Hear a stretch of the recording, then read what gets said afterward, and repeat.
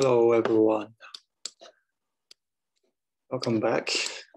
Okay, so today we're gonna finish the part for sorting algorithms, and we haven't done with the heap sort yet, right? We introduced quite a lot of content about two procedures. Okay, so let's look at this second procedure, which is called build max heap. Okay, and it is different from the one that we introduced before, which is max heapify. Okay, so far we have known about everything that we need to know in order to design heap sort. The first one is called max heapify, and the second one, build max heap, which actually calls the max heapify function within it. Okay, so these two procedures actually do very different things. The build max heapify, the build max heap function, it runs in linear time, and its function, I mean, it's what it achieves is to take input an unordered sequence as input, and then make it a max heap, okay, by calling this max heapify for multiple times, okay? So what this max heapify function does is actually more, requires a stronger condition. It requires that if we look at the node or the elements at the i's position, we must have the assumption satisfied, which is to say that the subtree or the subheap rooted at the left node and the right node, they are already max heaps. Otherwise, this max heapify is meaningless. Okay. So having these two procedures defined, we're able to finally look at implement this max heap algorithm. Let me stop the sharing for now, and let's enter the play mode. Play slides. All right, give me a second.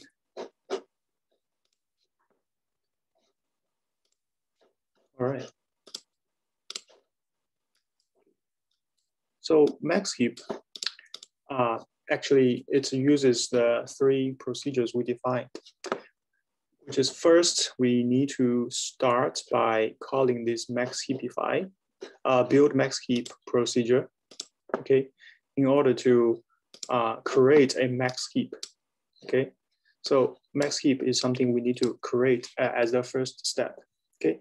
But a max heap is not what we want eventually. The final outcome is to sort the sequence, okay? So here's a difference. A max heap is not sorted. A max heap is it's just a data structure that satisfies the first, the root node is greater than the two children nodes, but it's not a sorted order. Okay, it's not guaranteed that within the sequence, all the elements are already in descending or ascending sorted order. So this is not the case. Okay, so a max heap is just the first step to begin the sorting. Okay, so but because we know in a max heap, the biggest elements is always at the root. Okay. So at least we know that among all the elements we have right now, we have the biggest elements at the root position, okay? So that makes things easier because as an intended result of the sorting algorithm, we need to put that biggest element at the end, towards the end of the sequence, right? So now that we already know the roots is already the biggest, so we can simply exchange it with the last element, so that this biggest element is now in the right position, is in the correct position. Okay, So the idea of Heapsort is rather actually pretty simple. All right. So after we have exchanged the root elements with the last elements, we can now discard the last elements from the heap. Okay, because it's already at the correct position, and we don't need to pay attention to it when we sort the remaining elements. Okay, so by discard the elements, we can simply decreasing the heap size attributes by 1. Okay, so but as a result of this exchanging operation, we put something new at the root position, and this root position is very likely to violate the max heap property, because it is not likely to be the highest, the largest value elements, unless you have all the elements having identical values. Right. So what we need to do is to call the max heapify again on top of the root node. Okay, we need to call max heap this procedure to the first node, to the root node. So in order to restore a max heap property within elements from 1 to n minus 1, okay, because the an is already discarded at this step. All right, so that's so much the basic idea of heap sort algorithm. And we simply repeat this process to almost all the elements, but we didn't need to do that for the first elements, because there's no need to sort one element when we have only one element left. Okay, so let's look at the code very quickly. All right, the first step is to call build max heap in order to obtain a max heap. And then we go from the last elements at this index to the second elements. And for each step, we'll exchange the roots with the last element, right? And then we decrease the heap size by 1, and then we call max heap on the first element again. Okay, 3 steps. And let's use a simple example to see how this algorithm works. Okay, so assume that this is how the heap looks like after line 1 has been executed. Okay, and the inputs A actually can be a very random input. Okay, a very sequence of random numbers in random order. Okay, assume that this is the order after we have called them build max heap. Okay, so you see the exchange here, because I start from the last element. I start from 10. It will be these elements will be exchanged with the root. So the 16 comes down and the 1 goes up. Okay, and apparently this 1 violates the max heap property. Okay, it's smaller than either child node, so we need to call max heapify on these elements, which will make the remaining elements a heap again. And also notice that we should notice that the branch from this 5th element to the 10th element, the branch connection, so this child relationship is gone, because we have decreased the heap size by 1, which means that we exclude this last element from the heap. It's not a member. It's no longer a member of the heap anymore. It's just a normal, an ordinary element in the sequence. Okay, it's not a member of the heap. Okay, so the max heapify on this 1 will not consider this 16 as the heap elements. Okay, so remember the max heapify process or procedure is a way to let the root node to flow down, right? Flow downwards into the correct position, right? and all the elements along the way of flowing down will be flowed up. Okay, so in this particular case, the 1 will flow down to the correct position, and the 14 will flow up, 8 will flow up, and 4 will float up. Okay, so that is the results of calling max heapify on the first elements. And that is one iteration of the for loop down. All right, that's pretty straightforward, right? So next we enters the second iteration, and basically the same thing will be conducted. First a switching, right? 14 switch with 1, and we decrement the size of the heap. So now the 14 is also outside the heap, and 1 will flow down, 10 flow up, 9 flow up. Okay, and into the third iteration, right? We will do it quickly. The 10 will be switched with 2. Okay, so you can soon notice that because each time we switch the root with the last elements. Okay, so the ending, near the ending of the sequence, we always have the largest elements. Okay, and they are by the order of increasing order. Okay, all right, so I will play these really quick. Okay. We let the for loops keep running until we hit some points that there's only 2 elements left. All right, so now there are 2 elements left. So all we need to do is to switch 2 and 1. Right, the elements 2 here. Yeah. So that is correct. I see comments that the largest floats to the top, and the swaps will place the largest elements near towards the end of the heap. Okay, so why the largest element will flow to the top is because we call the max heapify. The max heapify will make sure that the roots of a heap is always the largest element. Okay.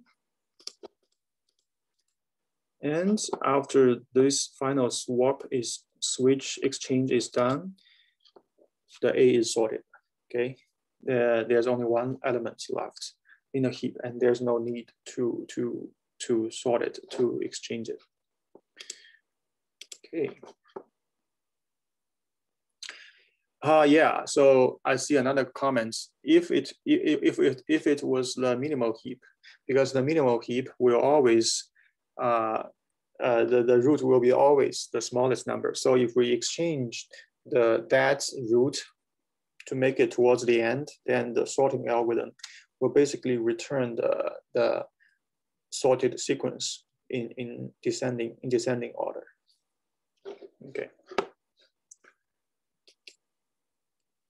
Yeah, so we can see that the algorithm return the results that we want.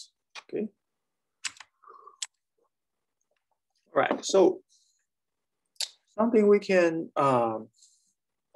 directly get from this procedure is that it's an algorithm that works, and it's pretty different from the one that we are familiar with.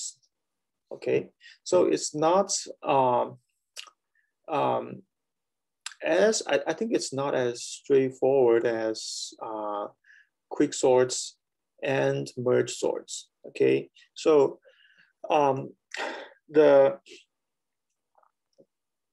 there's no direct comparison of values within the heap sort procedure, but the comparison happens implicitly within the max heapify.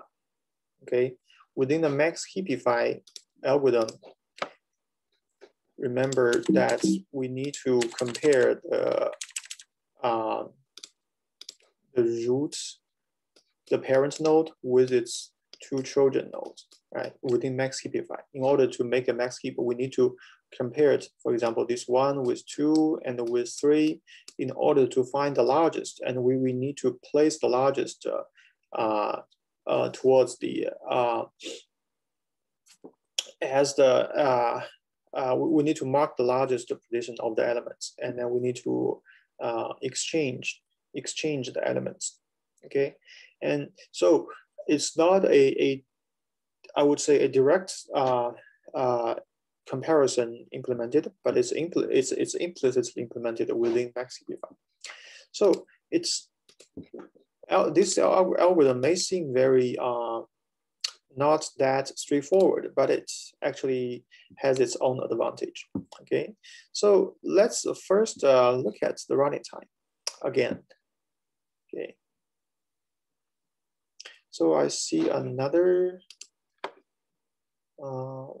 Let me enable chats in public. Okay, so these max values that are, let me copy the questions.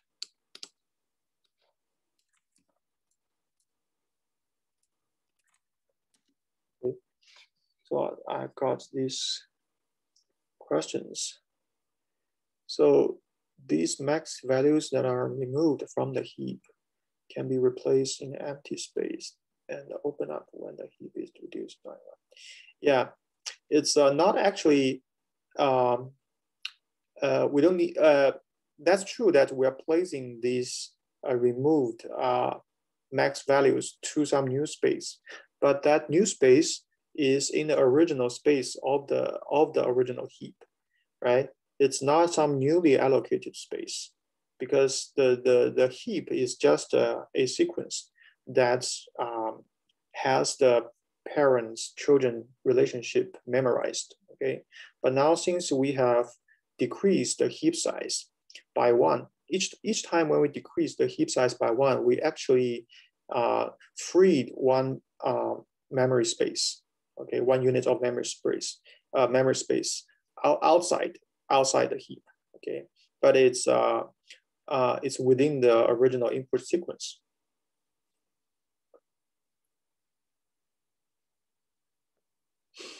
Yeah, so it's basically an in-place operation. So we don't actually need to allocate a whole lot of new memory space. So if we look at the running time of this Heapsort algorithm, because we have already analyzed that for build max heap. The build max heap takes linear time, and each time we call the max heapify, it will take the big O of logarithm of n time. So since there's almost n steps of the for loop, okay, so the total running time is this times n, all right, this times n. And it's a big O of n times logarithm of n. And this is a higher order compared to the linear time. All right. So this is expected, right? This is a very typical running time for sorting algorithms, for efficient sorting algorithms like merge sort, like quick sort. Okay. So lastly, let's see the advantages of such an algorithm. So a significant difference from quicksort and merge sort is that both quicksort and merge sort, they contain some recursive calls. They are divide and conquer algorithms. But these, particularly when compared with the quicksort algorithm, it contains fewer recursive calls. Okay, so it uses less stack space as compared to quicksort. So the recursive calls in Heapsort occurs within the max heapify, right? The max heapify is a kind of recursive calls, but it has less of those recursive calls compared with quicksort. And compared to merge sorts, the advantage is also there. It's needs no additional memory space. It's basically an in-place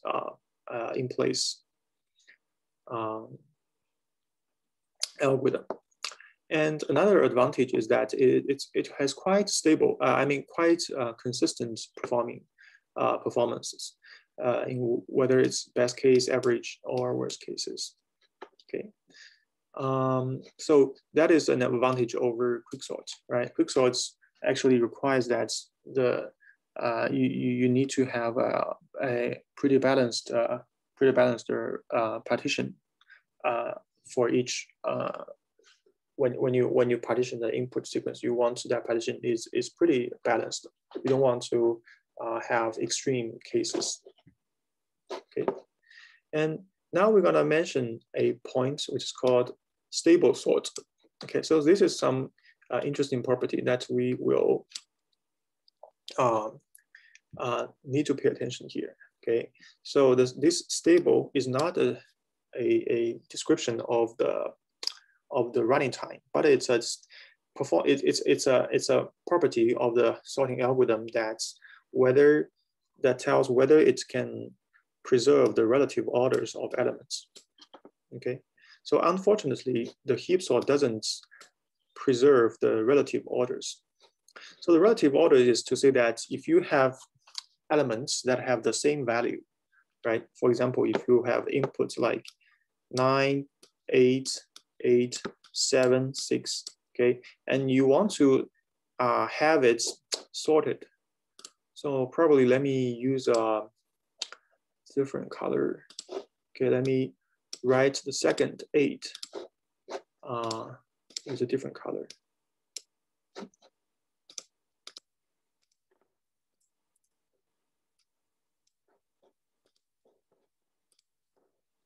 Second 8 is in the red color, in the yellow color. So the results of sorting this input sequence is obviously 7, 6, 8, 8, 9. So, but since we have 2 8s, simple sorting algorithms don't actually distinguish the elements with these values. But sometimes we want to preserve the orders. For example, we want the order to be the output to be like 6, 7, right? The blue 8 comes before the yellow 8. Okay. So if the algorithm is able to produce such a output, then we say this algorithm is a stable sort algorithm, right? Because the relative sequence of these two elements are preserved in the output. Okay. Sometimes this property is important. Okay. I see a question. Can heap sorts using 2 keys, or would that require running the sort a second time?